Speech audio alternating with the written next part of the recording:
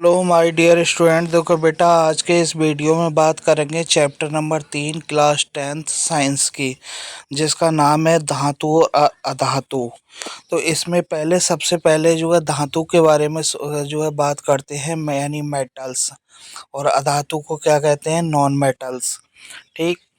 तो वर्तमान में अ, ल- लगभग 118 रासायनिक तत्व हैं।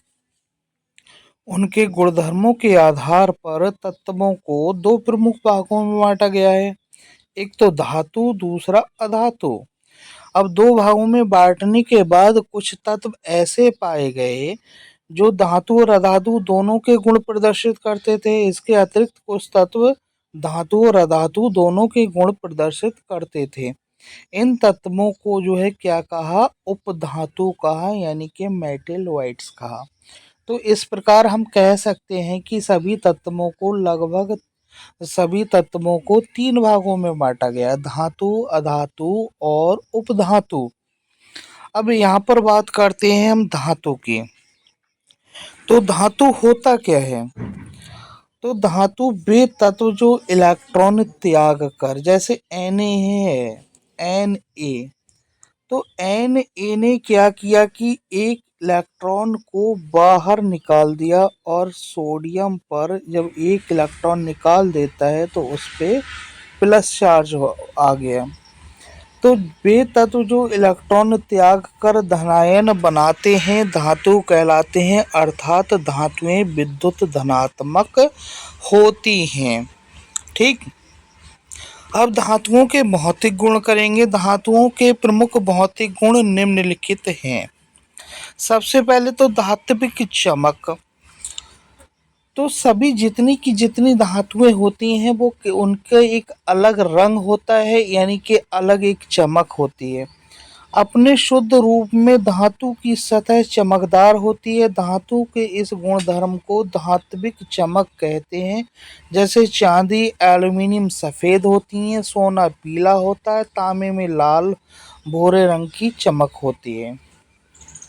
अगली है कठोरता, हार्डनेस।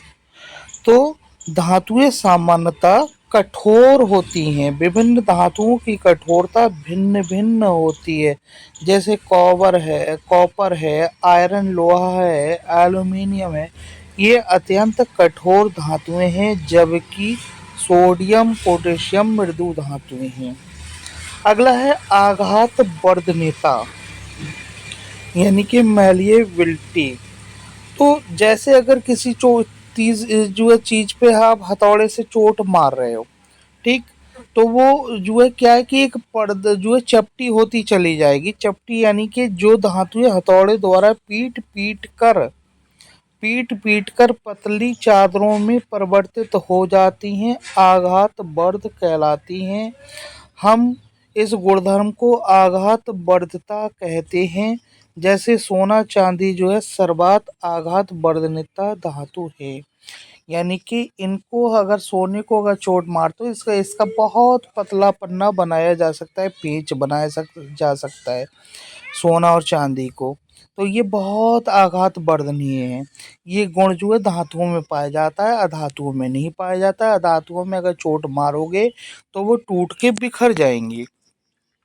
अगला है तन्यता। तन्यता क्या कहते हैं? यानी तार बनाने की क्षमता को तन्यता कहते हैं।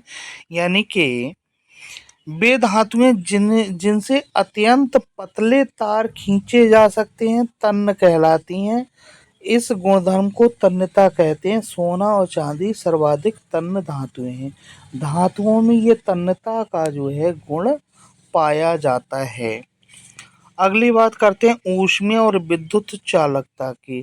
सामान्यतः धातुएं ऊष्मा तथा विद्युत की सुचालक होती हैं, यानी इनमें ऊष्मा भी चलती है और विद्युत भी चलती है। ऊष्मा का मतलब यानी एक सिरा गर्म करोगे तो दूसरा अपने आप गर्म हो जाएगा।